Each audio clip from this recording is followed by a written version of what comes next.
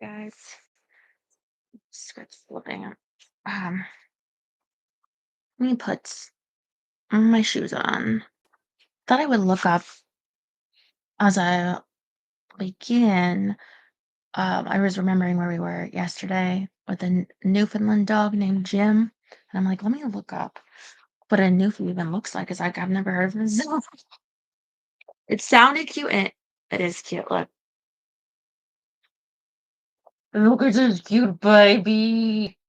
So, and also, are they different colors though? Because look at this, is like a black one here. Um, Daryl posted a comments under the video last night. I think this is a puppy, but then look at this little baby by this big one, or it's a little baby, or either way, they look so cuddly. Daryl wanted to let us all know that the book is not real, that actually demons don't walk around like this, as sweet a puppy's named Jim. Thank you for that. This is not a true story. I'm just putting my shoe on.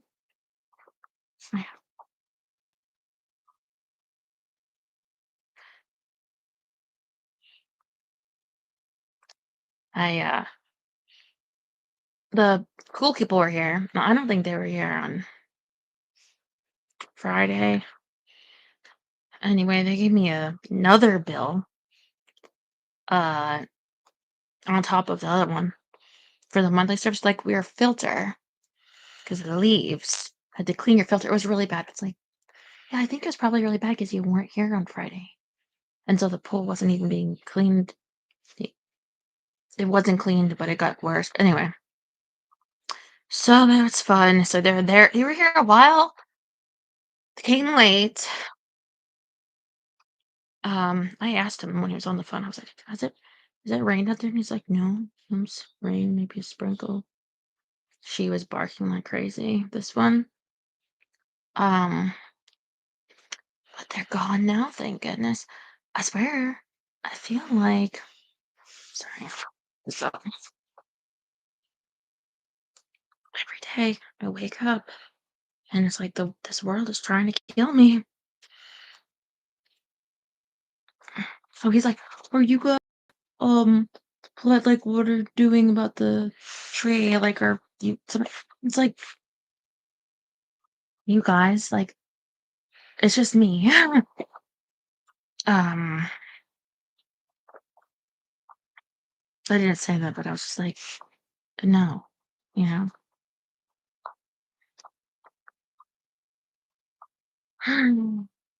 I feel so weak today. Anyway, just like in a weird way, like put like protein drinks in my coffees, my cup over there. Subsist by if I can. Maybe that'll help me wake up. What else? Well, we sh- we should just get started. Um, there we go.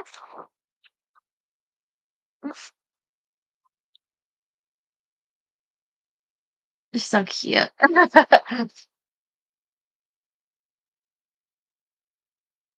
Now, we didn't like finish chapter yesterday, or we finished a chapter, but not the one that we left off on. So let's pick it up, the current chapter. But we were getting close to the end of it. There was a lot going on. I think we're on chapter 5. You know, there was some dragon lovemaking going on. There was demon summoning going on.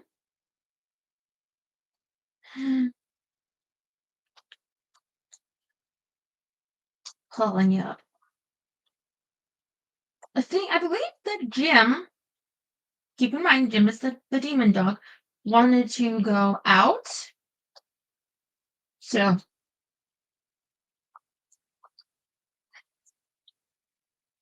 think they were going to take Jim out.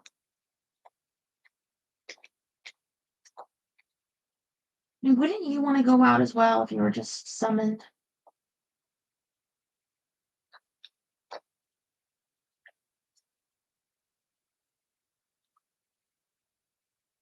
I just come on. I see Terry's comment. Thank you, Terry.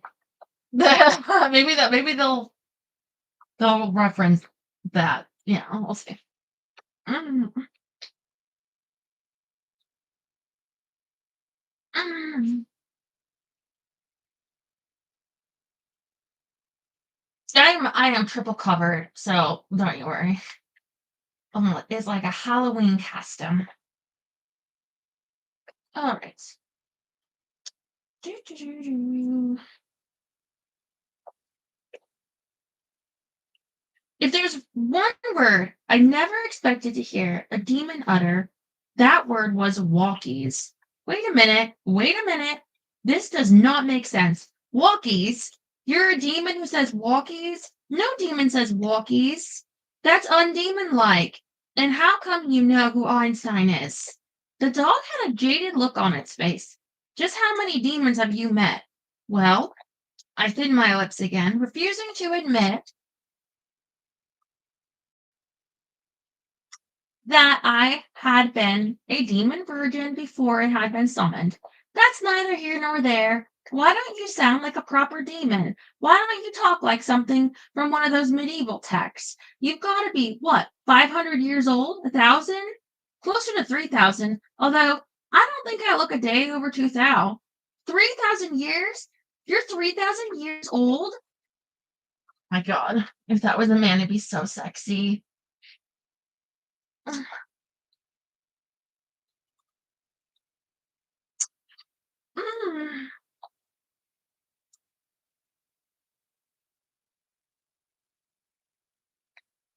My jaw just about hit the floor in amazement. All quality demons are that age or older, Jim said smugly. And just because I've seen a couple of millennia doesn't mean I don't keep up with the times. There's not a lot to do in Abaddon once you get past the doing your demon lord master's bidding business. We go for long stretches of time with nothing to do but torment the lesser demons, and even that pales after a few centuries. That idea changed once you mortals came up with TV. Brilliant idea, that. I stared at the dog, my mind still having a hard time wrapping itself around the thought that Jim was as old as he was. You watch TV in hell? Television? I couldn't believe it was possible, but the demon looked offended by the note of disbelief in my voice. What, you think that just because we're demons, we don't like to stay current with world events? You think we don't like to be entertained? We're demons, not Nazis. I sat in the middle of the room, stunned and trying to absorb the fact that I'd summoned up a TV watching demon while it wandered into the bathroom. The crash of a large ceramic object hitting the floor brought me out of my daze. Well, that experiment was a failure, Jim said, emerging from the bathroom with toilet paper stuck to one of his back paws. You want to get the maid in before you go in there. Had a little trouble with my aim. There's more where that came from, too, so unless you want to explain to the hotel about the luck du pee, I suggest you take me out and let me do this doggy style. My mind still reeling, I got to my feet. Whoa, would you look at my package? Jim stopped next to the door, doubled over as it looked at its groin. I'm a demon stud muffin. The babes are going to love me. Oh, yes, they are. After you take me for walkies, I want some food. Raw meat sounds good. This is France, right? You think I can get some horse meat? Used to love the stuff. Come on, come on. I don't have all day. Chop, chop. I opened the door and let the demon out, wondering as I followed after it what I had done to deserve this. I mean, that's what I think about that demon up on the bed there. Chapter 6. You're doing this on purpose. I bent and used a plastic shopping bag to retrieve yet another of Jim's offerings. Jim's offerings. left on the velvety green of the Tuileries. This is why they call you a demon, isn't it? You're tormenting me with poop. Jim, ignoring me, lumbered over to a small shrub and watered it. I disposed of the bag in a proper receptacle.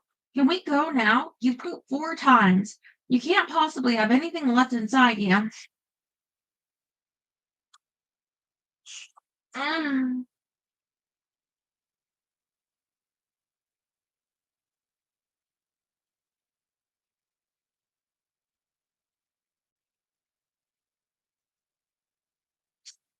Mm.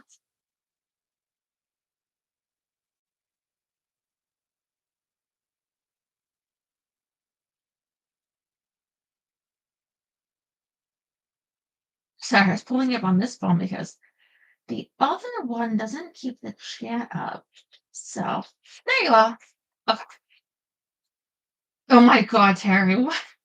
Is that show still on, actually? Mm. I don't watch much daytime TV, being as I tend to sleep during the whole daytime, you know? Mm. Oh, I enjoy dropping the logo out in the open where anyone can see, Jim snarled. What sort of a demon do you take me for? One who's going to have a quick visit to the neuterer if you don't shape up and get with the program, I said through my teeth. And lower your voice. I told you there's to be no talking out in public. Jim essayed an injured sniff, but allowed itself to be escorted toward the path that led to the north side of the busy Paris park. Wait a minute, I said, looking down on its front. Where's your drool bib? My little demon in fur pursed its lips and tried to look innocent. What bib? I spun around and searched the wide open green area we just visited. The one I bought at the pet store, Jim. So help me if you deliberately lost it. Excuse me, I'm a demon. I'm the dread servant of a demon lord. I bring fear and loathing to all mortal hearts. Demons don't wear drool cloths. Demons who slobber all over themselves do. I do not have the time to stop every 5 minutes to mop you up. I rustled around in my bag, pulling out a second bib that I had wisely purchased at the same time I bought Jim a collar and leash. I tied it around the demon's neck. Don't lose this one. Now let's go find Drake's lair. Which direction should we go? How should I know? I'm just a walking drool bib. I stopped walking and grabbed Jim by the fuzzy black ear nearest me. Okay, he's a black one. Listen here, you horrible little minion of hell. Abaddon, Jim said. What? It gave me an impatient look. Abaddon, don't you know anything? We who serve the Dark Masters refer to Home Sweet Home as Abaddon, not the other word. I glanced around quickly to make sure no one saw me talking to my dog, then made squinty eyes. Why? I swear, Jim shrugged. Names have power. The one you keep tossing around has more power than most. I would have thought that as a guardian you knew that, but I forgot that I've been bound to the Forrest Gump of guardians. Lucky, lucky me. Right, I said, losing the remainder of my patience. You have made me waste 2 whole hours while I ran around finding food that you would accept. Not to mention undergoing a detailed tour of the Tuileries while you peed on every available shrub. I like to pee, it's fun. We don't get to do anything like this back home. I ignored the interruption, keeping a wary eye out for eavesdroppers, as well as dropped demon ploppies everywhere, which I had to clean up. So now it's time for you to do the job I summoned you to do. Find Drake's lair. Which direction is it? A mother and her 2 little kids strolled by, the woman pausing to say something harsh to me. I had no idea what her problem was until I looked down to find Jim writhing in apparent agony, making the most tortured face a newfie could possibly make. I released Jim's ear and patted it on the head as I told her, Don't pay attention to it. It's trying to drive me insane. Sounds like a short trip, Jim muttered, just loud enough for me to hear as the woman snarled something, and what I was willing to bet was gutter French before she stormed off.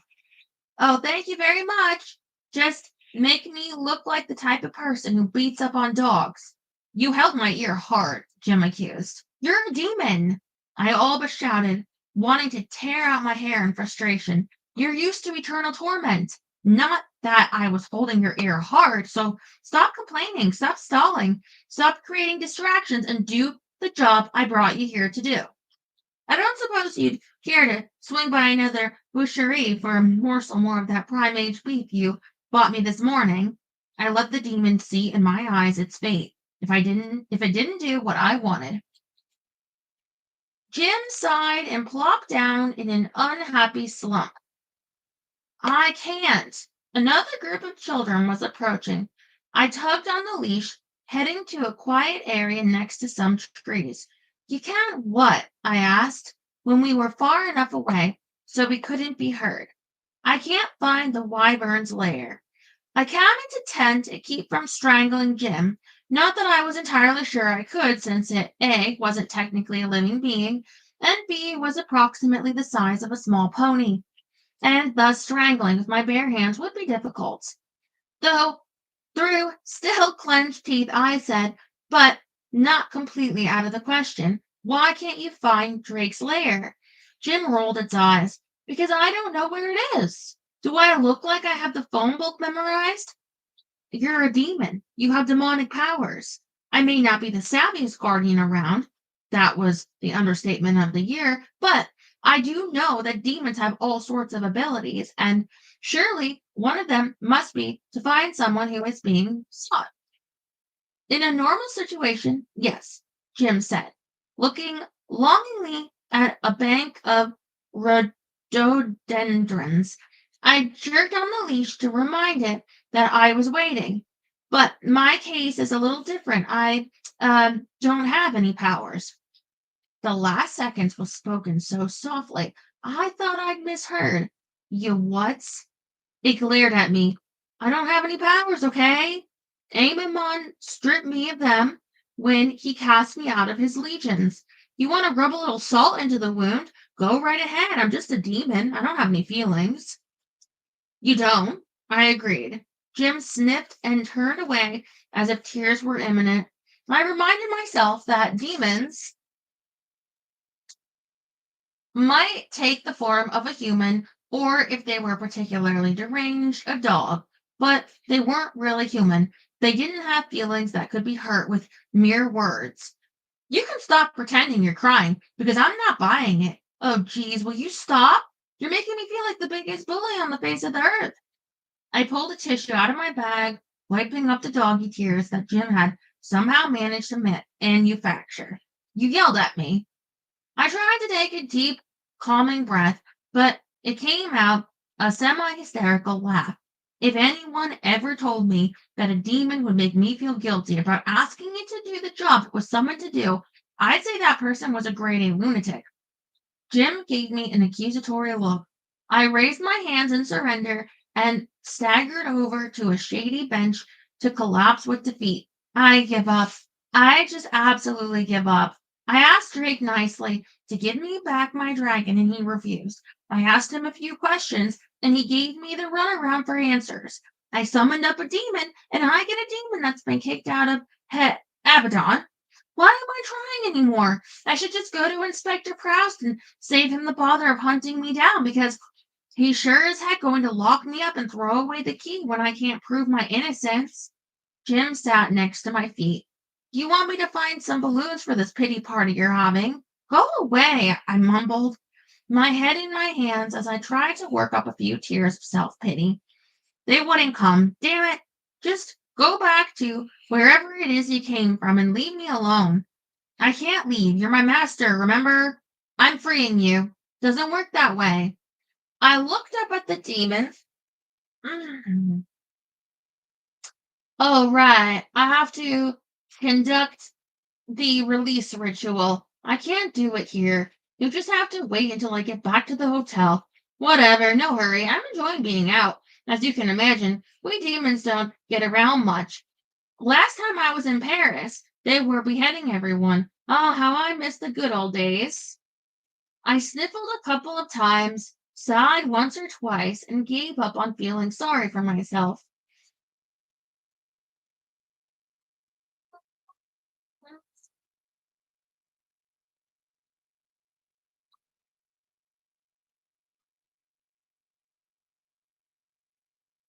never could do it well.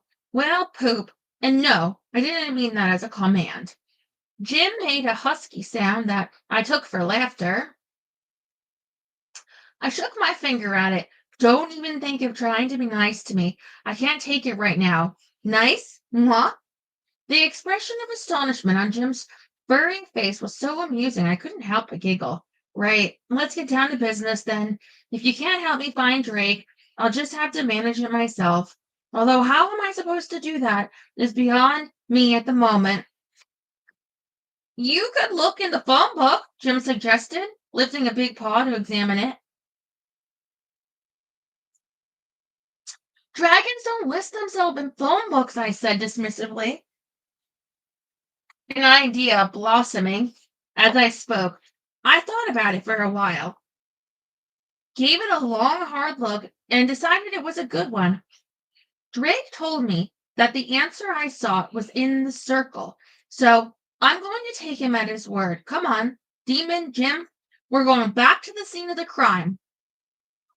Give me a couple minutes. You're not going to believe what I've found I can do, Jim said, its voice muffled as it engaged in a bit of groinal hygiene. The U factor on that is borderline vomit territory, I said, tugging on its leash until the great furry black head emerged from the depths of its crotch. I ignored the glazed look in Jim's eyes and got to my feet, heading out of the park and toward the nearest metro stop. Come on, you'll like the metro. As a dog, you've got carte blanche to smell strangers' crotches. Really? That's something? Although not nearly as good as licking my own. When we get to Mimi DeVille's house, I interrupted, not wanting to hear the rest of that sentence, I want you to look around and see if anything strikes you as odd. Drake was convinced that a demon was summoned by the circle. Maybe you can tell me who it was.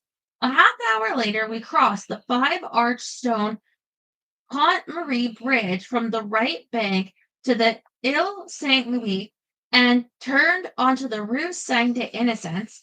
The street was back to normal. I was pleased to note, no longer in the grip of whatever it was that had left it so lifeless and quiet. Remember, you're a dog. Whenever people are around, I said, a bit nervously as we approached Mamie DeVille's building. The words demon and stupid aren't interchangeable, Jim said, in a bit of a pout because a woman on the metro objected to having her butt snuffled. Just remember that, I warned, and taking a deep breath, pushed on the buzzer for the name above Mamie DeVille's. Hello? J'ai un grenouille dans mon bidet, I mumbled incoherently, praying the person whose apartment I buzzed would assume something was wrong with the intercom and open the door for me. Luck, for a change, was with me because, without any further interrogation or questions about frogs, the door clicked open. I hustled Jim up the carpeted stairs in case the person on the third floor came out to the landing to see who was buzzing them. I stopped just long enough to tap on Mamie DeVille's door, making sure no one was inside before hurrying down the tiny hall to the back door. Bet it's locked, Jim said. Hush, of course it's locked, but I'm not my father's daughter for nothing, I said, breathing a sigh of relief. The lock on the back door was an older one, not a dead bolt. I pulled out my maxed out credit card and used it. You've got to be kidding, Jim said, disbelief rampant in its eyes. Nope, Daddy was a locksmith, the best locksmith in Santa Barbara. The things he taught me would astound you. I doubt that, Jim started to say, then closed his fuzzy lips. When I swept open the door with a grand gesture, you do know that what you're doing is illegal. I'm suspected of murdering a woman I don't even know, I hissed, waving the demon into the dark, musty room, checking the hallway before closing the door. Breaking and entering is the least of my worries. This must be the laundry room. The living room is to the left. Don't touch anything. The delicate tinkle of glass hitting linoleum was the answer to my command. Jim! Sorry, thought it was something to eat. When's lunch? So help me if I live through this.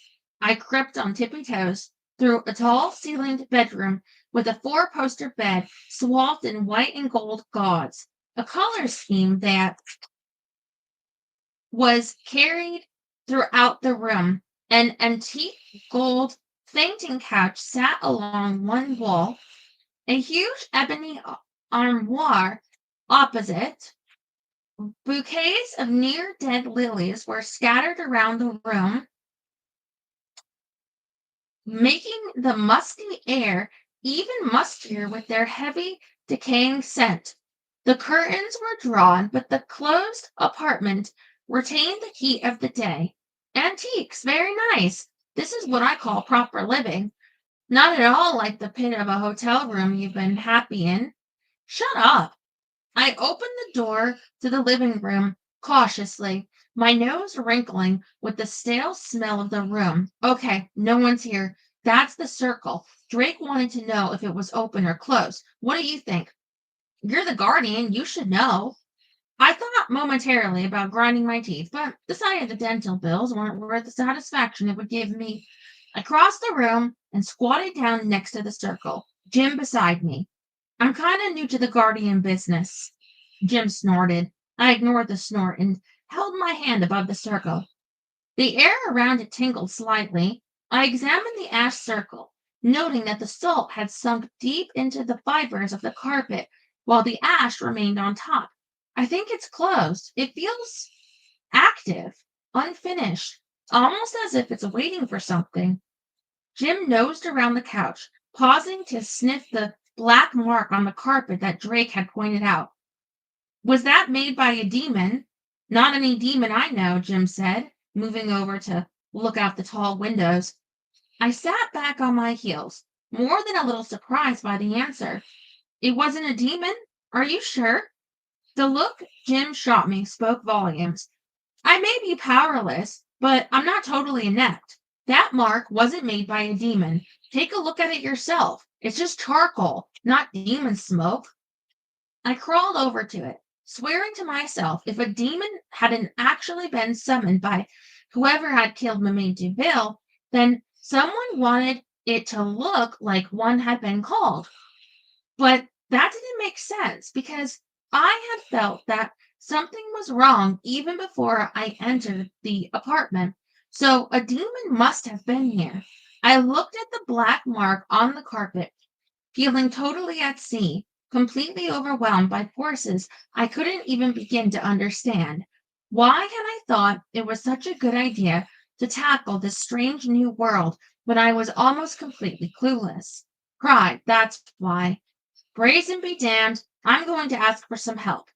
I swore, kneeling by the circle to make a sketch of the exact arrangement of the symbols in the small notebook I'd borrowed from Emily. Once that was done, I stared down at the circle, unsure of what else I was supposed to see in it. Drake sounded so positive when he said I'd find the answers in it. Can a guardian tell who drew a circle? I sat back on my heels again as I considered the ashy markings. An experienced guardian, possibly. A neophyte like you? Jim stopped looking out the window long enough to shake its head. Unlikely. I gnawed my lower lip for a few seconds. Could a guardian tell what specific demon was summoned by the circle? I couldn't imagine how knowing what demon was summoned would help me, but it was the only other thing I could think of. Jim didn't even bother looking my way. If she couldn't, she's not much of a guardian. Really? How exactly?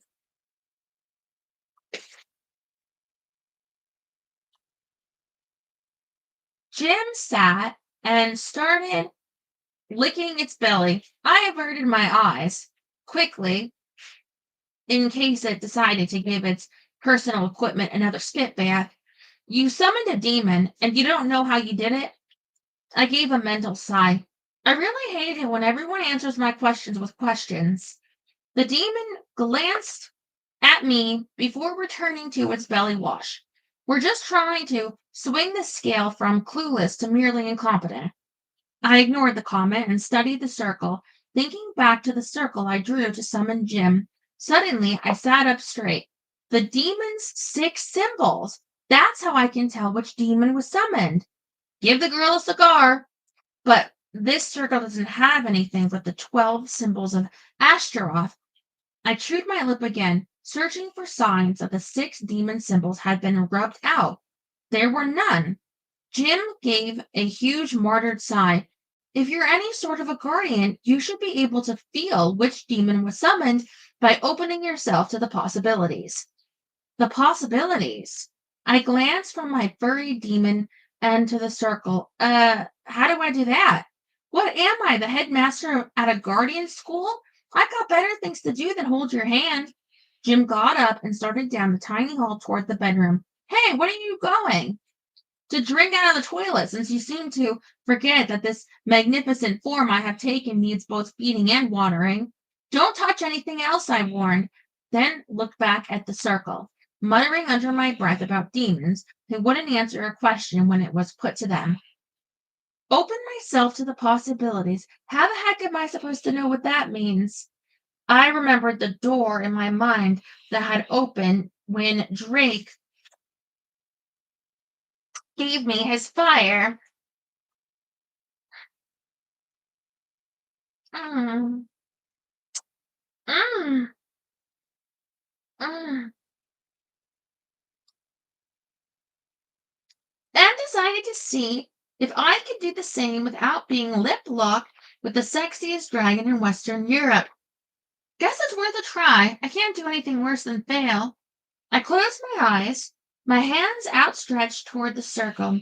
After a few moments of clearing out the everyday hustle and bustle of thoughts that made up my mind, I settled down to opening myself up to the room. Slowly, the muffled noises of Paris outside the apartment, the sounds of Jim drinking at the toilet, and the musty clothes smell of the apartment all faded into the background as the circle dominated my thoughts. As I swung the mental door open, I was amazed. All I had felt before was a slight tingle around the circle. The power contained within it was enough to make the hairs on my arms stand on end. Even with my eyes closed, I could see it, much clearer in my mind than when viewed with mere eyes. It was as if opening up myself had flipped on a switch that gave me a tremendous clarity of vision.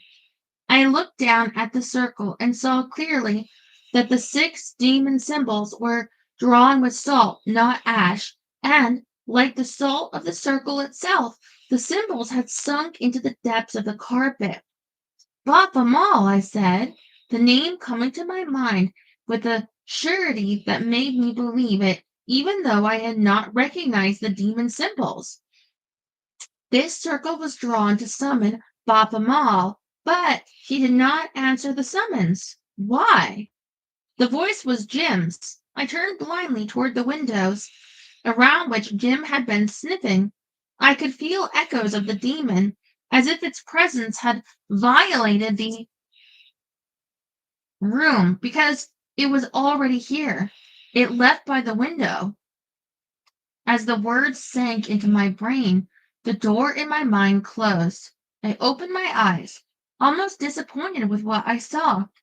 The colors of reality were dull compared with what I had just seen, the edges and contours not quite so defined. Just as I was mourning the loss of my super brain vision, realization of what had happened struck me. Hey, I really am a guardian. Not that I know exactly what a guardian is, but I'm whatever they are. I'm one. Well, duh, Jim said. You think just anyone can summon up a superior demon like me? I frowned. According to the books I read, pretty much anyone can. The lesser demons, yes, but not a demon of my quality, Jim sniffed righteously. I let that comment go without the answer it deserved. The demon Baphomet left by the window, I said, getting to my feet and going over to examine the window. I looked out, surprised by what I saw. There's a fire escape here. No, Jim said in mock surprise. I'm quite serious about visiting the neutering clinic, you know. Oh, thank you, Jerry. No neutering clinic for you. I said, without any heat, as I examined the window, there were black splotches of powder all over it, where the police had fingerprinted the woodwork. I unlatched the window, pushing it open. One has to assume that a demon must have a reason for escaping through a window rather than just disappearing in a puff of nasty smelling smoke. Come on, Jim, let's see where this leads. I waited until Jim left the apartment, closing the window as best I could from the outside, hoping no one would notice that it was unlatched. The end of the fire escape nearest me led to a ladder that went up, not down. I turned and walked the length of the building to where a metal ladder could be dropped down halfway to the ground. I examined the ladder, noting that police had fingerprinted it as well. Point one for Inspector Proust. Interesting. So, the demon escaped out the window rather than just going back to Abaddon. Now, I just need to find out when and why Drake was in the apartment and whether he saw the demon or the killer. I wonder if Drake came in by the window as well. Why would he? Jim asked. I shrugged. I don't know, but then I don't know why Drake was here in the first place if he isn't the murderer, and I'm still not sure he's not. Are you going to stand there and debate the issue all day, or can we get down? Jim was peering over the edge of the fire escape. There was a definite look of unease on its face. Scared of heights? I asked. Don't be ridiculous. I'm a demon. The only things we're scared of are the demon princess and the dark master of them all. That sneer doesn't quite cut it. I grinned, but took pity on Jim as I slid the ladder into place, quickly climbing down. Last step's a doozy. Be careful, I said, rubbing my knees that had protested the 4-foot drop. I don't suppose you'd even think of offering to catch me, Jim asked from the top of the ladder. You must weigh at least 120 pounds. The answer is no. You're a demon. You can't feel pain. Jump. That doesn't mean I want to ruin this nice form by breaking my legs.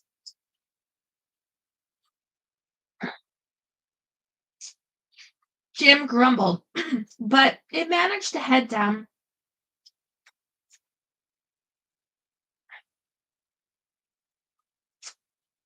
most of the steps before jumping to land beside me. Any ideas which way the demon would have gone?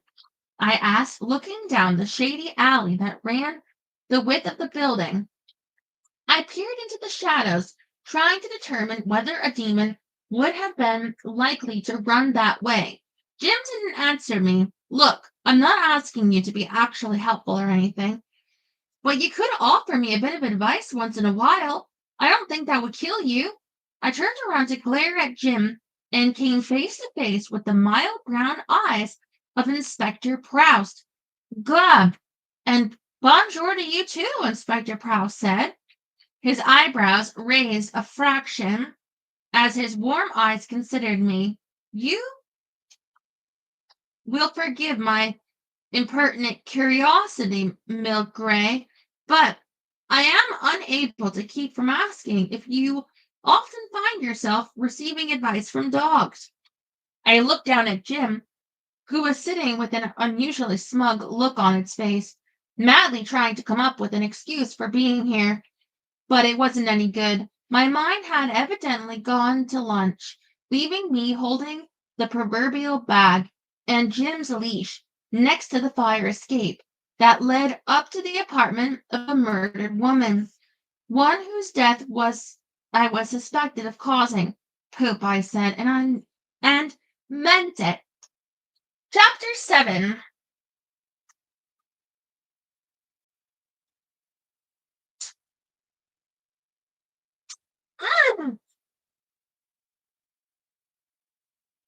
So she went to the apartment and knows what demon was summoned, but not why or by who or why Drake was there or where Drake is. She only got a little bit more. Okay.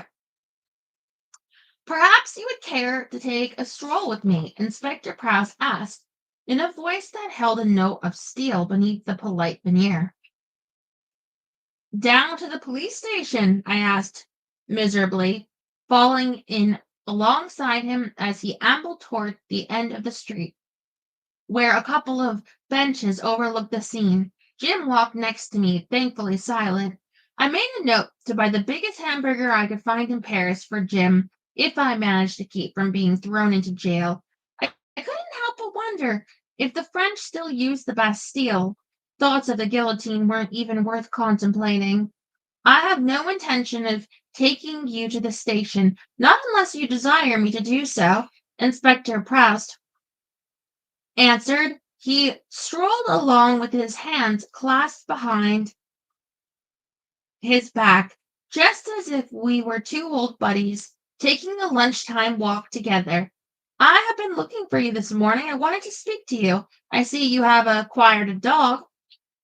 I glanced quickly at Jim. Well, he sort of found me. He's a stray, homeless, no one wanted, so I thought I'd take him in until I can find someone to take him off my hands. Not entirely a lie, but not entirely the truth either. Ah, most commendable of you. We reached the benches. He waited politely until I seated myself before sitting down next to me. You permit? I nodded my head when he pulled out a package of cigarettes, then shook it when he offered me one. We are having very nice weather this week, yes? So nice, it seems strange to me that a visitor to Paris would desire spending her time inside rather than out seeing the many pleasing sights there are to see. I squirmed a bit until I realized what I was doing. Either he was going to arrest me, in which case squirming wasn't going to do me the least bit of good, or he was going to pump me for information, and my squirming might be interpreted as an indication that I was not telling him the truth. If you want to know why I was in Mamie Deville's apartment just now, or you want to know why, if you would not object to telling me, I kind of thought you'd be curious. I thought briefly of lying, but my ex-husband once told me I was the world's worst liar, so I figured the truth would have to do. I wanted to look at the circle that was drawn beneath where Mamie Deville was hung. Ah, the occult circle, yes. Why did you wish to examine it? I slid him a quick glance. I thought if I had a good look at it, I might be able to figure out who killed her. His eyebrow raised. Much as I appreciate your help, I must point out that the Criminal Investigation Department has a full roster of policemen and investigators employed. Your time perhaps would be better spent in other endeavors. I played with the leash, avoiding meeting either Prouse or Jim's eyes, such as an explanation of what ties you have to a lady by the name of Amelie Merlane. Amelie? I frowned at him. Why on earth was he asking about Amelie? A nasty suspicion started to form in the back of my mind. She owns a shop in the Latin Quarter. Other than visiting her shop, I don't have any ties to her. Indeed, and yet you visited the shop twice yesterday. I just needed, I stopped, unable to tell him why, tell him my last visit was to procure demon raising supplies.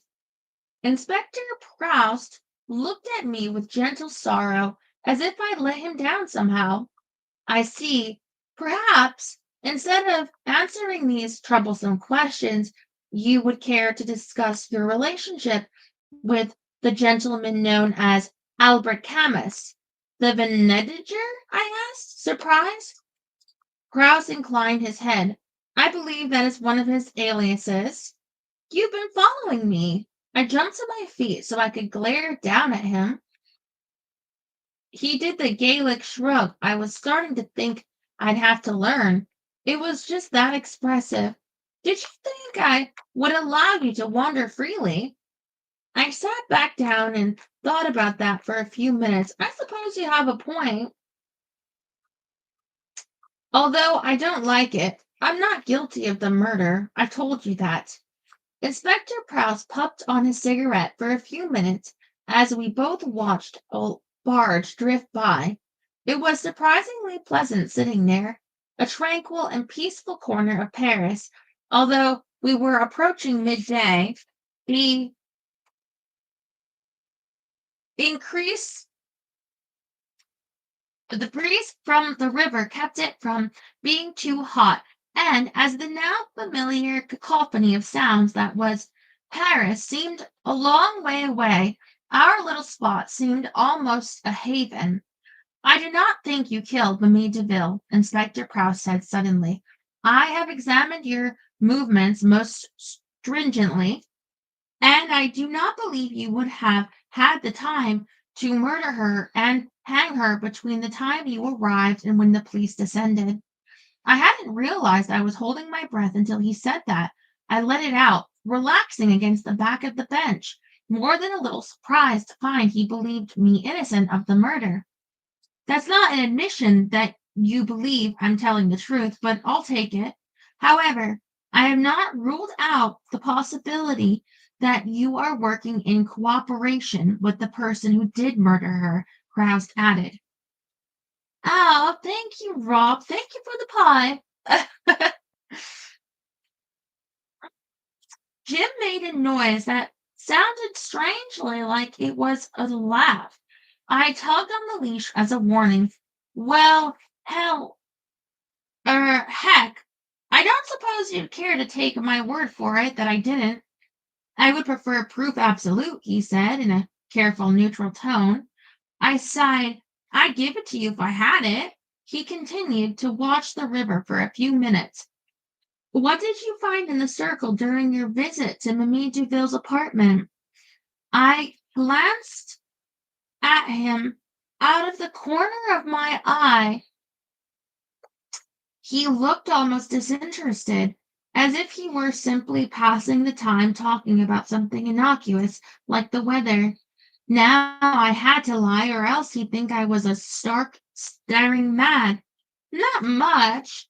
There was salt in it as well as ash. He nodded, waiting for me to go on. I fidgeted, trying to pick out things I could safely tell him. Whoever drew the circle followed the formula for summoning Ashtaroth, a demon lord. A demon lord, how very unusual. If his voice were any more bland, it would be tapioca. Why would someone wish to do that? You got me, I answered, giving a little shrug of my own. It wasn't nearly as effective as his, but it felt good nonetheless. No, I did not have you, but I could if I feel strongly enough that you are not being entirely honest with me. I glanced at him again to see if he was joking. Serious brown eyes looked back at me. Oh, for someone who is new to Paris, you seem to have made quite an entrance in the occult underground society that is so popular in the Latin Quarter.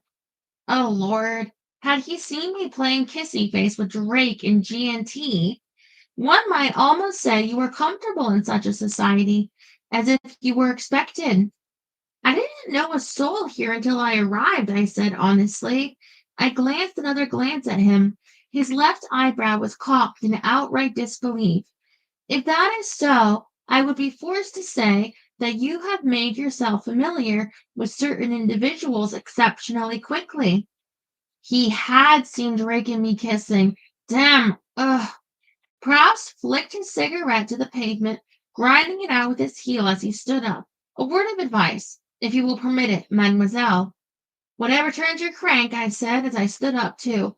It is an English poet, I think, who said that all that glitters is not gold. Me, I say that which looks innocent is often the most corrupted.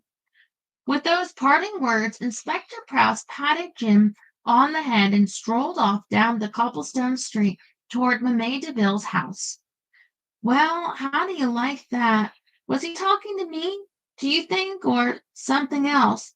And if so, who or what? How would I know? I'm just a homeless stray no one wanted that you so kindly took in, Jim answered. He petted me. You'll notice. You could do more of that, wouldn't hurt you any. I made a face. May I remind you that you're a demon, not a dog, and it is commonly held that those things that we mortals find enjoyable, like petting, are loathsome to demons. Mm.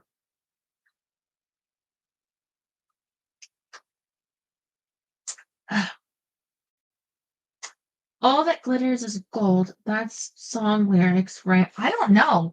But why would someone say that about gold? I mean, like, I wouldn't say if someone was quizzing you, like it's Family Feud, what's the most glittery things? I wouldn't say gold. Doesn't seem particularly glittery.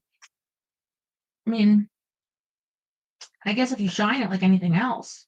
Look at my shoes. All that's glittered is it pleasers or Ellie? Isn't stripper heels. Okay. You just gotta catch a light. It was up there. In the middle of the ceiling. Or a stripper pole, right? All that glitters is in a pole. Hmm. Hmm.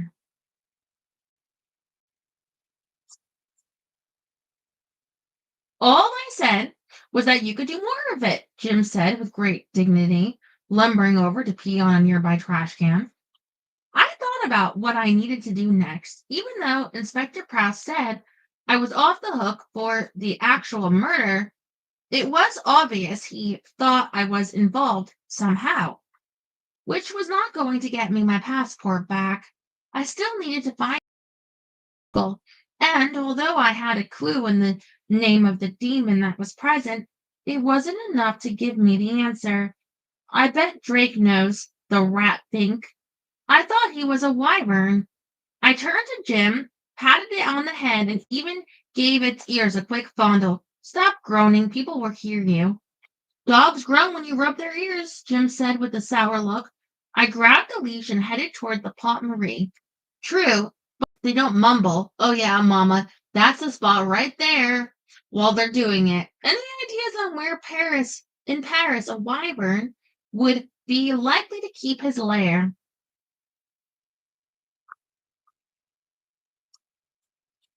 Phone book, Jim said. I shot it a look. That's just stupid. Drake is a powerful dragon, a wyvern, an immortal. He wouldn't be in a phone book like normal people. Just because you're immortal doesn't mean you don't want people to call you, Jim pointed out. Fine, I'll look, but it's a waste of time. I grumble as I change course to stop by a payphone. You could be trying to help me by thinking of all the likely spots that a dragon might. Well, I'll be damned. Told you, Jim said smugly as I stared down at the phone book. There was Drake's name, big as life. I am so in over my head, I said with a sigh as I wrote down the address. I toyed with the thought of simply calling him up, but that would take the surprise out of me, showing up on his doorstep demanding my aqua manil. Not that he was going to give it to me if I just asked. Inspector Prouse mentioned Emily. I wonder if I should talk to her. If he thought she was someone important, maybe she can shed a little light on the murder, or at least she might be likely to call up Baphomet, or I could go straight to Drake's and try to sneak in, or I could swing by the G&T and see if Ophelia and Perdita might be there. Who? They're sisters, Wiccan sisters. I met them at G&T. Oh, or, and this is a much better plan, you could take me to lunch and feed me. You just had breakfast, I said, absently, trying to think what would be the logical next step. The problem was logic didn't seem to be on speaking terms with me anymore. Mhm. That was hours ago, Jim complained. I'm hungry. This form needs to be fed frequently. You did that well, I told my furry demon as we strolled toward the road. That plaintive note in your voice was particularly heartrending. It's wasted on someone who doesn't have a heart, Jim snapped. I laughed, which should have been worth some major karma points because my life was anything but amusing, and patted the big black head that bobbed alongside me. Poor little demon. All right, we'll have a quick lunch, but it has to be fast. I've got to get that aqua manil back. We ate at a small cafe, then, feeling pressured, I gave in to temptation and called Renee to see if he was free for a few hours. You desire help finding your missing dragon, he asked. I will aid you. I know a great many people in Paris. Where are you? Near Pont Marie. I will meet you right on the right bank. I can be with you in 15 minutes. Then we will make our plans. Yes? Sure. Although I think I know where the dragon is. The trouble isn't going to be finding it. It's going to be liberating it. Ah bon, vive la liberation, Renee said, hanging up after giving me instructions about where he would collect us. Remember the rules, I warned Jim as Renee pulled up a short while later. You're just a dog, no lapping, no disgusted snorts, no rolling your eyes, and no talking. You really are a control freak, aren't you? Jim asked as I opened the car door. You look très bon today. No blood on your dress. This is good, yes? Renee said over his shoulder, his eyes widening as he saw Jim follow me into a taxi. You have a pet? Yeah, a stray dog. I found him. Here's the address for Drake. A dog? That is not a horse? Renee said with a chuckle as he pulled out into traffic. If I were a horse, I wouldn't fit in this ratty old taxi now, would I? Jim asked. Renee made an inarticulate sound and slammed on the brakes. Behind us, the squeal of tires on pavement could be heard, quickly followed by the prolonged honking of horns and a great deal of profound swearing. Jim, I yelled, grabbing its ear. Ow, you're hurting me. You're my witness, Renee. This is animal abuse. She could go to jail for this, right? Renee turned around in his seat, his eyes huge as he looked from me to Jim. You are not, what is it called? The person who speaks through a doll? Ventriloquist? I released Jim's ear and sat back with a heartfelt sigh, ignoring the sound of some really ticked off people behind us. No, I'm not. You're hearing things. You're not hearing things. It was Jim who spoke. A dog. Renee choked and turned red. You see, I whapped Jim on the shoulder. This is why I told you to keep quiet. Now you've upset poor Renee. You said he was a friend of yours. Who was it who said, love me, love my dog? You're not a dog, Renee. Why don't you pull over somewhere? I'll explain it to you then. How is it the dog is talking? He asked, ignoring my suggestion. Jim's not really a dog. It's a demon. It just took a dog's form. A demon? I didn't think it possible, but Renee's voice went up an octave. One of the little devils? A demon formerly of the legions of Amayon, Jim said with a sniff, turning its head to look out the window. Renee, can we please get moving? I pleaded. There's a huge line of traffic behind us. I can explain. You said you did not believe in the little devils, and yet you have one here. Yeah, well, I changed my mind. Renee looked at Jim for a few more minutes, then shrugged and turned back to the steering wheel, saying, Allude le pom-pom. What was that? I asked, relieved we were moving again, although if Jim had done as I asked, I wouldn't have had to explain to Renee about it in the first place. I glared at Jim and pinched its shoulder. To him, the pom-pom, it means Hugh. He ate the cake. Takes the cake. Yes, I know what you mean, but really, Renee, you don't have to worry about Jim. It can't hurt you. It's powerless. Well, just tell everyone, why don't you? Jim huffed. Shall I rent you some billboard space? Maybe book you some time on the local news station for maximum coverage? You should be counting yourself lucky I don't drop you off at the nearest pound, you big blabbermouth. I gave it a glare just to let it know I wasn't pleased. Be quiet and stop causing problems. I'm a demon, Jim mumbled. That's what we do best. I narrowed my glare until it had laser accuracy. Jim sniffed again and looked pointedly at the handle for the car window. Honest to Pete, what I have to do for you. I leaned over and rolled the window down enough so Jim could stick its head out. Oh, Renee, I think I may be followed by the police. I hate to say this because it sounds so cheesy, but do you think you can lose them? Renee snorted, his eyes lit with pleasure. The police? You do not have to ask. Ma Viel Branch. It is done. What is a Viel Branch? I asked Jim as Renee spun the car around a corner and wove his way through the traffic. I didn't honestly expect Jim to know, but I was willing to do anything to distract myself from the death-defying manner in which Renee plunged through traffic in his attempt to shake the police tail. Old Branch, it's a slang for friend. You came to a country without even bothering to learn the language. It's my first job. I'm going to take classes once it's over, I muttered, annoyed that I had to defend myself to a demon.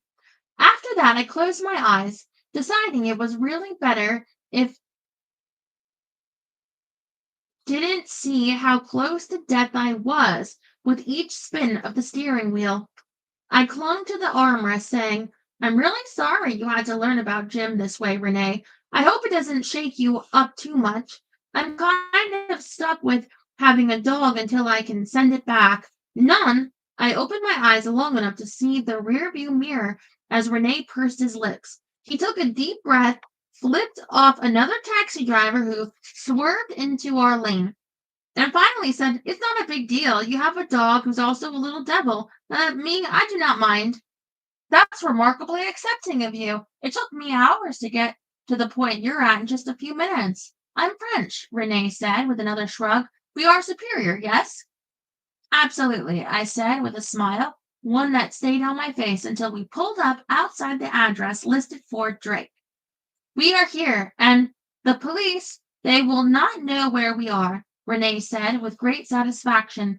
I said, looking at the courtyard, a private courtyard, one with a fountain. If I thought Mamie Deville's building sounded expensive, this one screamed millionaire. Renee whistled as he took in the beautiful pink stone building set back behind the courtyard. This man who stole your dragon, he has much money. I'm going to say the answer to that is a resounding yes. I got out of the taxi and gave myself over to a few seconds of blatant gawking. Can you wait, or do you have to go run rich tourists around? He reached for his cell phone, his eyes still on the house. I will call my friend to take my afternoon appointment. I think I should come with you. Geez, Renee, I don't want to make you lose out on good pickings from tourists. He waved me forward, already speaking to his phone.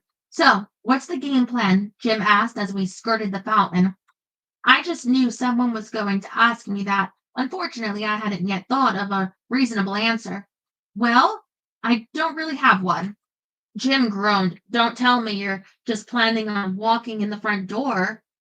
Maybe.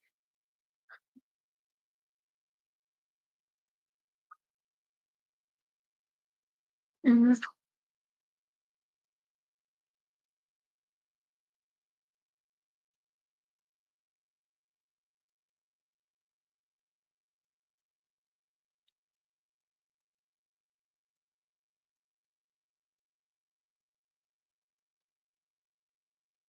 I don't have a phone book,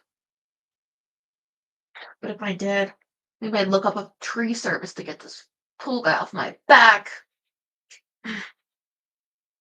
Sorry, I'm just moving.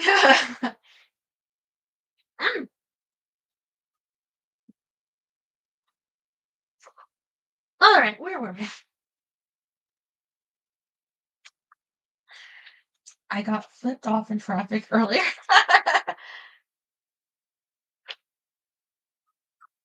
Mm. Well, the gold in California is not gold. Is how it goes. And the cat, oh, thank you, Daryl, for the trivia.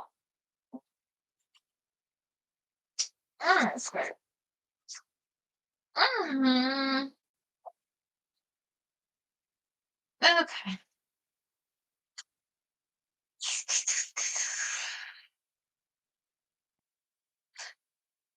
Jim groaned. Don't tell me you're just planning on walking in the front door. Maybe, unless you have a better idea. I stopped in front of the two large doors and gnawed my lower lip. The courtyard was completely deserted. There wasn't even a shadow to be seen flickering behind the lace net curtains that hung in all the windows. Lace curtains that I suspected were there to keep prying eyes from seeing too much rather than for decorative purposes. The thought of Drake picking out lace curtains for his house was just too much for my brain to handle. Jim rolled its eyes. This is a dragon's home. You think they survive for centuries by letting in anyone who wants to stroll in and have a look around? I hated to admit it, but that made sense. Drake would hardly be likely to leave the aquamanile lying around where I could easily get at it. Right. What do you know about dragon layers? I don't know any dragons, Jim answered, smelling at a large potted plant. Thus, I don't know anything about their layers. No peeing on anything that looks nice, I warned, then chewed my lip a little more as I considered the problem.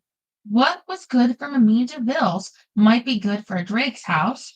I suppose we could sneak around the back of the house and see if I can't find us a way in. Then we'll reconnoiter. Reconnoiter? Yes, that's a very good plan, Renee said as he tucked his cell phone into his pocket.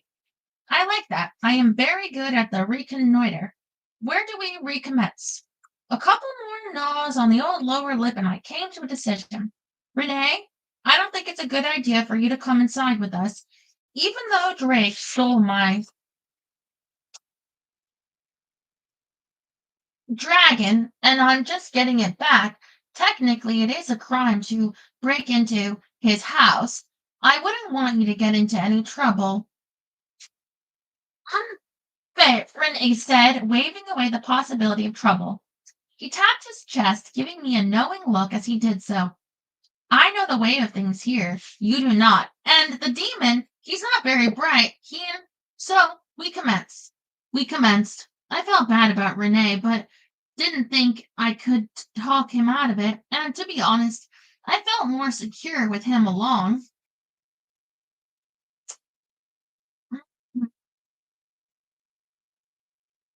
I'd just have to see to it that he didn't get his kindness to me paid back with trouble. You get to be the watchdog, I told Jim as we approached one of the three ground floor doors recessed in the back of the building. The back opened onto a dark, dusty alley that appeared abandoned. I studied the lock on the door for a second, almost smiling at it. I knew this lock. It was even easier to open than the one at Mamie Duville's. Watchdog, what does that mean? Jim asked. Bark if you see anyone or anything suspicious, or my aqua manil, be a watchdog.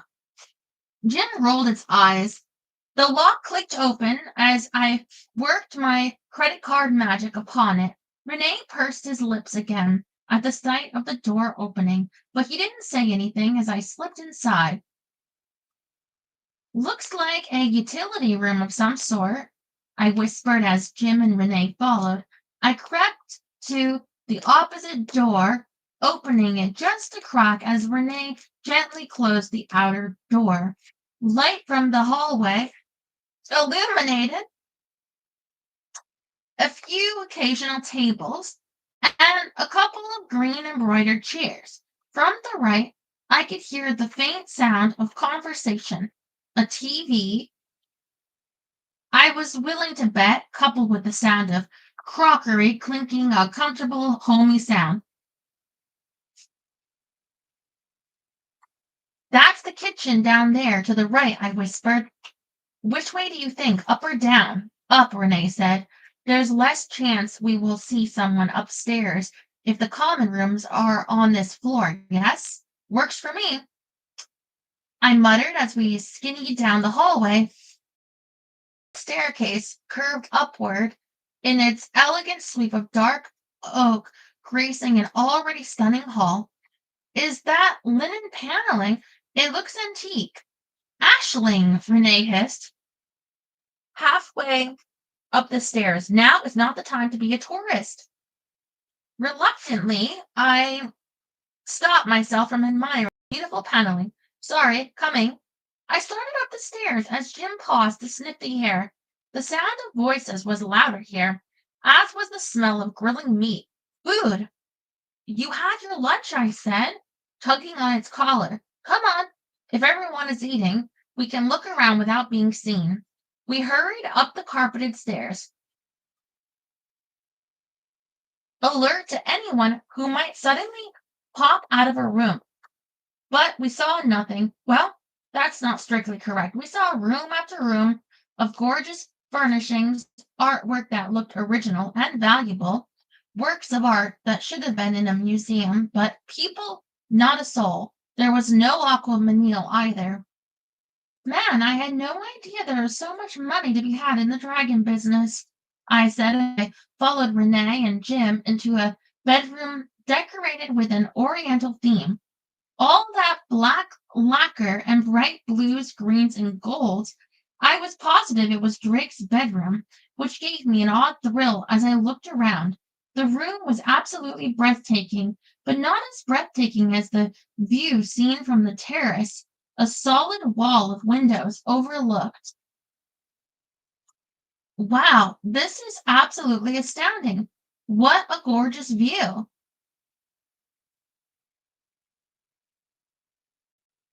What a gorgeous room. What a gorgeous house. But it is not finding us your dragon, Renee pointed out. True. I kept my eyes firmly away from the huge black and gold bed that dominated the room and thought about where the lair would be. What we could look on the floor above or the ground floor, but call it a hunch. I'm willing to bet that Drake's lair is in the basement. That's where I put something I wanted limited access to. I agree most strong, Renee said. Right. Back downstairs we go. We slipped out of the bedroom and, after listening for a moment at the top of the stairs, decided the coast was clear. We descended with a minimum of sound and crept back to the side hall. Where do you think the door to the basement is? I whispered to Renee. He pointed to the left. That door. I looked at the door. It didn't look any different from the two others. Why that one? It has the keys. He was right. There was a key strung on a blue piece of string hanging around the doorknob. I snatched the string off the knob, surprised to find it turned freely. Maybe the key is for something else, I asked. Renee shrugged. Jim looked bored, aware of the sounds of habitation in the kitchen. I hurried into the room. Point one for us, I whispered, as I felt around for a light. It clicked on to show us standing on the landing of a narrow flight of stairs and led downward. Good call, Renee. He looked pleased. I told you I would be most helpful. I never thought you wouldn't be, but at the first sign of trouble, I want you out of here. Jim and I can take care of ourselves. We can? Jim asked doubtfully. I didn't say anything. What was there to say? I felt just as doubting as the demon sounded, but I was determined to keep Renee from being dragged any further than he already was into the hideous mess my life had become. Silently, or as silently as we could be considering the wooden stairs, cracked and groaned with every step, we made our way to the bottom, where another closed door was set into a stone wall. This one was padlocked shut, Voila, Renee said. This must be his storeroom, yes? I imagine so. You'd think a man who had hundreds of years to learn basic security would be a bit more careful about his priceless objects. I whispered as I used the key on the string to open the padlock. All those pictures and vases just sitting around upstairs and just one lock on this door. Uncle Damien would have something to say about that. I set the lock on the floor, carefully opening the door. Two things should have become readily apparent to you by now. First, I'm not the brightest bulb in the pack when it comes to obvious things. And second, well, it's the same as the first. Woof! Jim said as a light automatically turned on when the door to the lair swung open. Renee sucked in his breath and muttered something I didn't understand. I clutched the door, blinking at the sight before us. It was a treasure trove, pure and simple. There was gold everywhere, real gold, not fake gold. Gold plates, gold goblets, gold statues. Drake's lair was a room filled with display cases and ornate wooden cabinets, all housing objects of gold. Have you ever seen anything like this? I whispered, walking slowly into the room. Arf, never, Renee breathed, following me.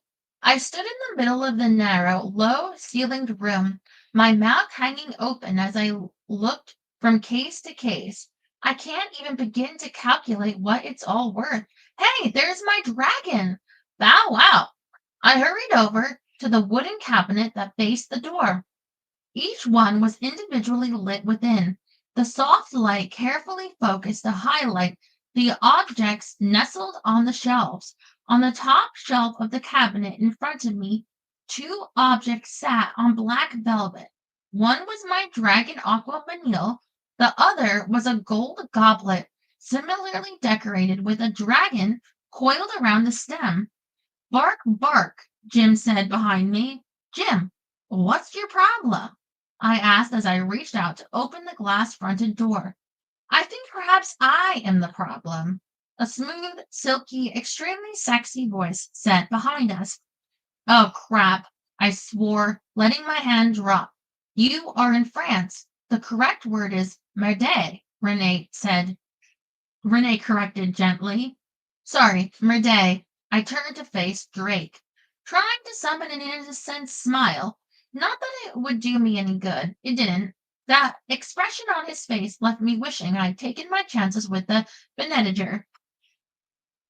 Chapter 8. Well, I don't see why she feels so bad. All she's taking is the thing that's hers.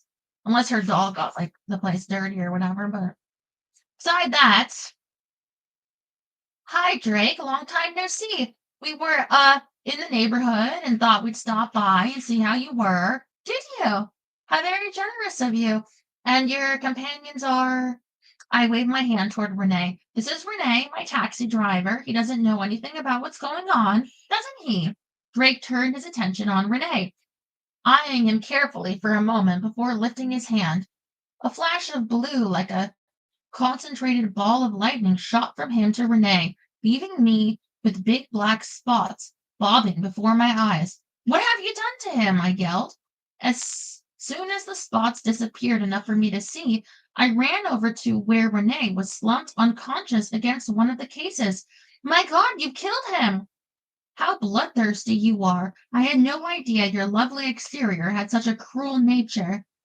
I sent him a glare that should have burned the hair right off his head. I'm not the one who just killed an innocent man. You are going to pay for this, Drake, so help me. You are going to pay. Drake sighed and shook his head in mock sorrow. Such a suspicious mind you have. I did not kill him. I merely sent him to sleep for a while. The fewer witnesses to what is about to happen, the better. Relief filled me even as I recognized just how ominous his words were. I made sure that Renee was just out, and when I was satisfied that Drake told the truth about zapping him, moved, so I had my back to the case holding the dragons. Drake glanced toward Jim. That's Jim.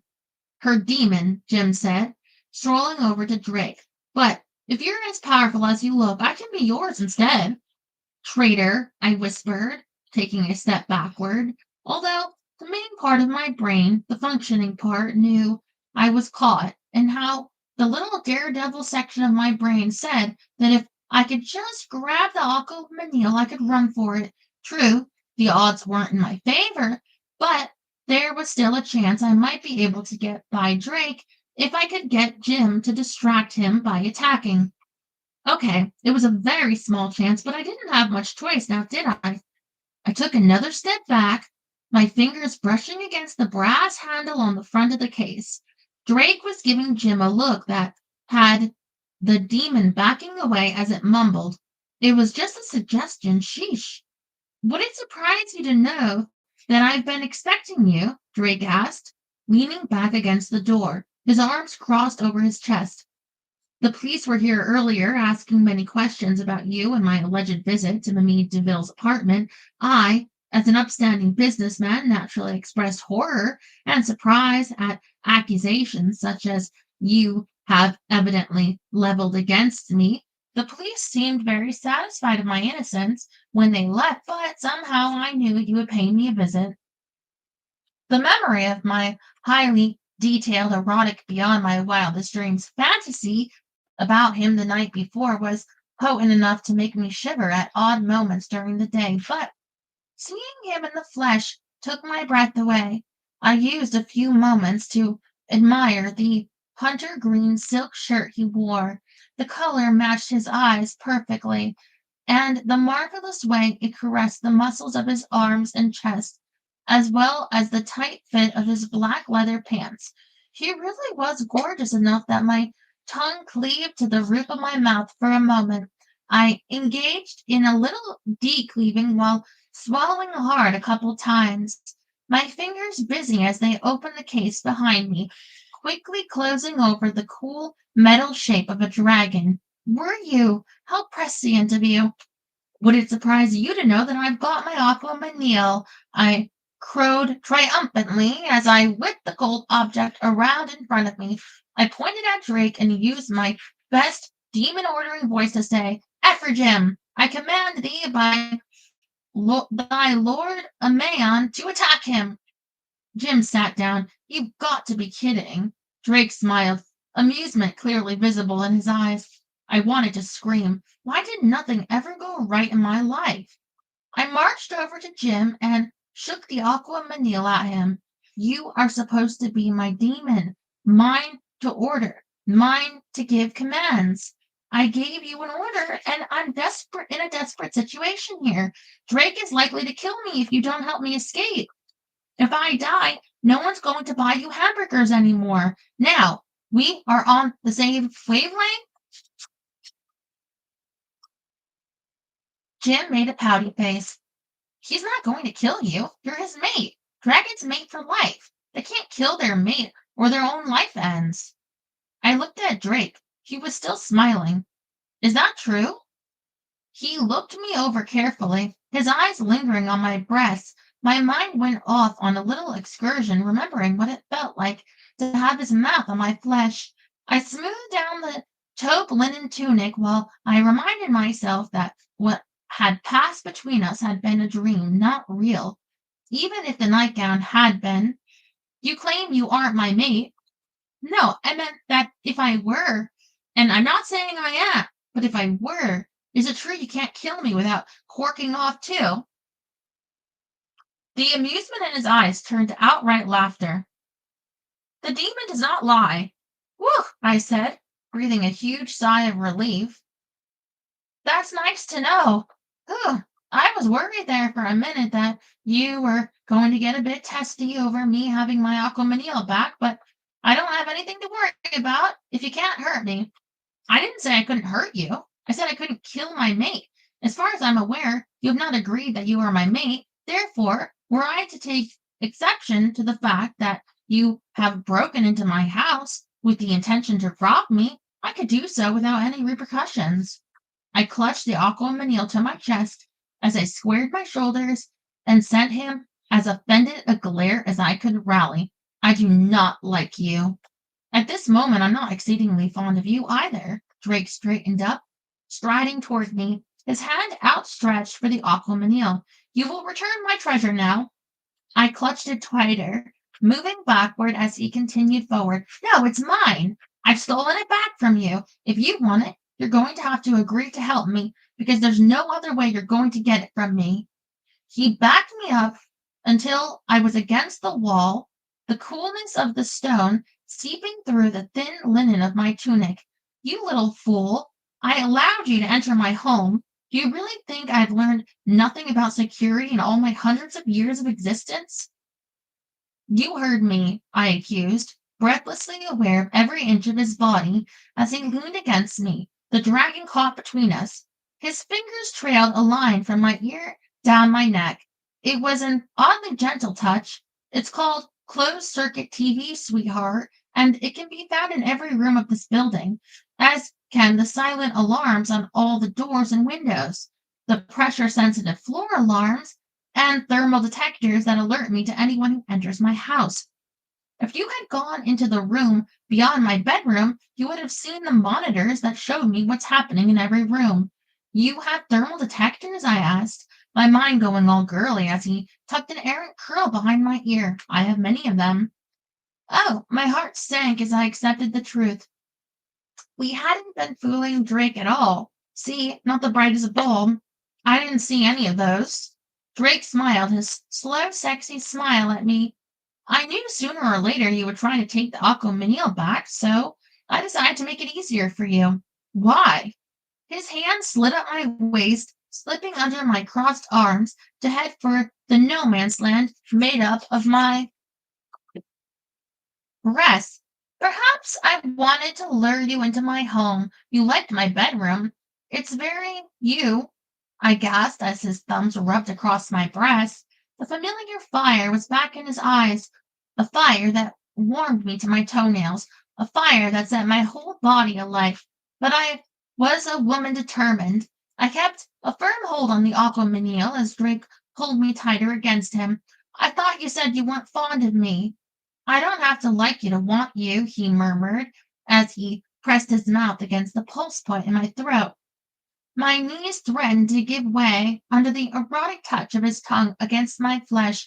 I wanted to be offended by his statement, but in truth, I was not terribly happy with him at that moment, and yet he was stirring things deep in my soul that no one had stirred before. I was far from perfect, but I would not add hypocrite to my list of failings. Does he have his hand on your boob? Jim asked, watching us avidly. Is he copying a grub? Because that's what it looks like from here. Go away. I frowned over Drake's shoulder at Jim. It shot me a sour look, but lay down and rested its head on his paws. Drake, why did you really let me in? Questions, he said, nuzzling my collarbone. My spine went all boneless as the cool silk of his hair brushed against my jaw. What is it about men's hair that makes it so sexy? You always have questions. That's because you won't give me the answers, although you were almost a chatty Cathy last night before I stiffened the second the words left my lips, and not just because Drake's right hand slid around to my derriere. I hadn't meant to mention the dream, not since I was still confused over what was real and what wasn't, although that nightgown was awfully real this morning. I will always answer questions if you present me with an inducement to do so, he said, kissing a hot, wet path down toward my chest. An inducement? I asked, my blood starting to simmer. He hadn't acknowledged the dream had been real, causing that tiny little part of my mind that worried it had been reality to sigh with relief. What sort of inducement? Like money? He said, taking little nibbling bites that had me arching against him. His fingers slid down the line of buttons on the front of the tunic, his tongue snacking into the valley between my breasts. My knees gave out completely. That's not what you offered last night. Last night, oh my God, it was real. That was real. Embarrassment filled me at the thought of things that I had done with him, but that faded quickly as his mouth moved over me. My mind warred between the desire to give myself over to the burn he was generating within me and the almost desperate need to escape the desire he represented. His tongue touched the spot on my collarbone where he had burned me in the dream. Do you really doubt it was real? My mind decided it didn't want to cope with the fact that I had jumped the bones of the first handsome dragon I met a day after meeting him, focusing instead on what Drake was doing to me now. You mean that's all it would take to get you to answer my questions? Sex? Hot, steamy dragon sex? Oh, you're not going to. Are you going to? I told you that after the first time we would make love as humans do, Drake answered, his tongue a brand on my quivering flesh. Wow, Jim said. Wish I had a camera. The blackmail potential of this is enough to keep me in burgers for the next millennia. Jim, I squawked as Drake's hand slipped inside my bra. Yo, right here. Wow, I can't believe he's doing that in front of me. This is better than cable TV. Can't you make him go to sleep too? I asked Drake. He is your demon to command, Drake murmured against the swell of my breast. My mind kept telling me I was stupid to just stand there and let him seduce me. My body overruled by my mind with a majority vote. Oh, yeah, I forgot that. Jim, I command you to close your eyes and turn around and don't listen to us. Party pooper, Jim grumbled.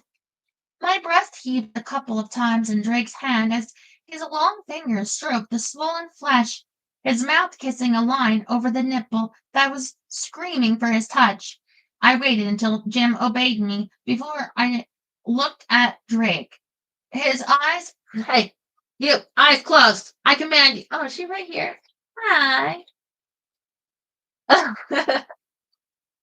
Hmm. Glittered with arousal and want and leashed power.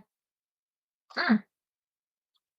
And I knew that if I did not stop him, things would go much further than I anticipated. The dream might have been shared between us, but what we were about to do was indisputably real, with very real repercussions. Repercussions I wasn't sure I wanted to face. This mate business. How do we know if I really am your mate? Only a true mate can survive a dragon's fire, he said, as his teeth closed gently over my nipple. I clutched his hair and arched upward, my body and soul on fire, but it was a wonderful sensation, one that left me craving more. That's it? I gasped, part of my brain surprised. I could still form words. The other part of my brain surprised, busy directing the fingers of my left hand as they unbuttoned Drake's shirt. That is what a dragon's mate must do. A wyvern's mate must also prove herself to the sept. Ah, prove herself how? I slid my hand inside his shirt, my fingers tingling with the heat of his skin. His muscles rippled as I mapped out the wonderful terrain of his chest and abdomen. A challenge is set. The mate must triumph over it or be rejected. He kissed a burning path over my other breast, tugging my bra down so he could tease that breast with long strokes of his tongue. His voice was harsh, rough. I'm sorry, is sept like a euphemism for parts or huh?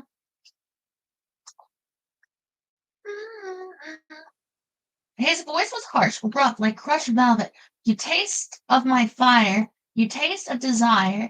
You taste the way a mate should taste. Come to me, Ashley. Give yourself to me again. Mate with me as mortals do.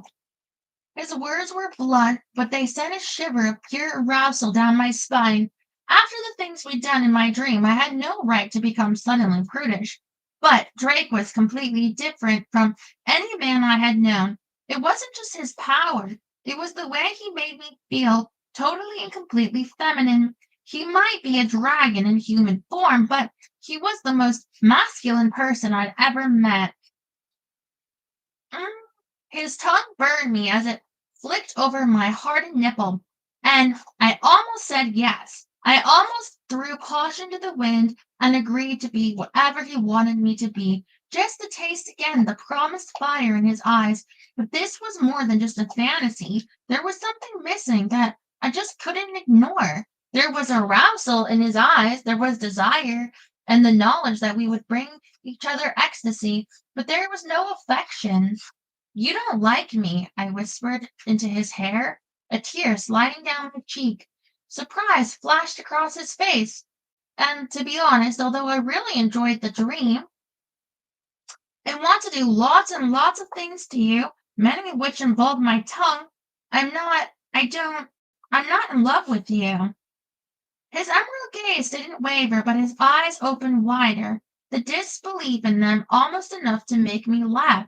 You do not sleep with men unless you are in love with them. You don't have to say the word like it's something dirty. What we did last night did not involve love. I tightened my lips. What we did last night was not real, not in the sense that matters.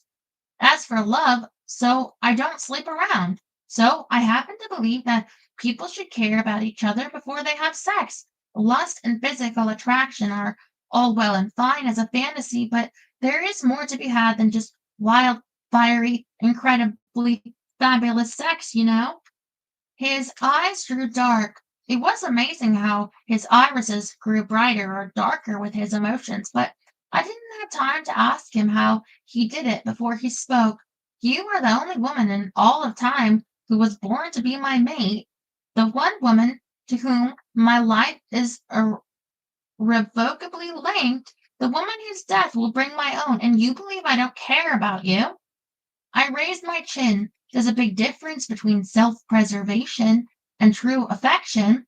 Since right now part of me is so angry that I want to beam you with this aqua manil, I think it's probably better if I leave with my friends unhurt. I added that last bit just as a reminder. His gaze burned into mine for a few seconds, the flames of his anger licking along my skin. I opened the magic door in my mind and embraced the fire. He stepped back from me, and my entire body wailed a dirge at the loss. I tucked myself back into my bra and, still clutching the aqua manil, buttoned up my tunic. Drake raised an eyebrow until he looked like he was the poster boy for irony. And just how do you expect to keep me from taking the aqua manil from you? I'm a guardian, I said, with a great big bucketful of confidence that I didn't come even remotely close to feeling. I have power of my own. You mess with me, you'll be sorry. His lips quirked. I believe someday that statement will be true, but today? He glanced at Jim, who was lying by the door, its back to us. Today, I believe I will dare your wrath. I like to point out that I had no choice. I really didn't. I'm not a violent person normally. But I knew without a doubt that if I didn't disable Drake, he'd simply take the aqua manil from me. If I had the aqua manil, he'd be pissed at me, but he'd agree to anything I asked in order to get it back. So I knocked him out. Actually, I think I just stunned him. He wasn't expecting that I would take his move toward me as a classical situation of attack from the front. But one of the things Uncle Damien had insisted that I do was take a course in self-defense. So I knee Drake in the noogies. The noogies. Stabbed at his eyes with the fingers of my left hand and brought my right hand and the heavy aqua manil down on his head. He hit the floor with an astonished look on his face. Jim, up, help me with Renee, I yelled, not waiting to see how badly Drake was hurt. Oh, now you want to recognize me again. Fires of Abaddon. What do you do to him? I want you to carry Renee upstairs and out to his taxi. Pardon me? You evidently have me confused with the pack mule. I'm a demon, not a form of transportation. You're a huge dog that can probably bench press me and Renee put together. But don't worry, I'll be helping you. Lord, he's heavy. With Jim's dubious assistance, I managed to drag Renee so he was partially draped over Jim's back. Ow, my back! All right, we'll pick it up there tomorrow. I think there's only a couple more pages left in this chapter. And then we're on to the next chapter.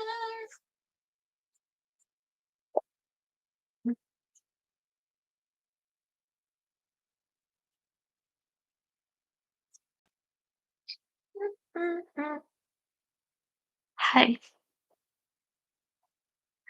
And what did you think of that? That was so cute. I was just like, not if there's not love involved. I'm the same way. Like, um, so I thought, oh, are they gonna fall in love and be all romantic? I mean, why are you gonna be with someone that is like stealing your stuff both ways? You know? Do yourself outside, go pee. Mhm. My nails were like peeling at my nails, from like the bath and everything last night. So it's all like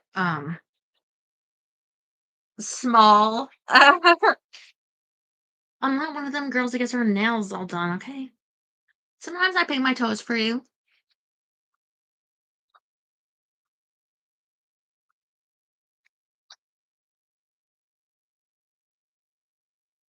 Maybe next year I'll do another wax.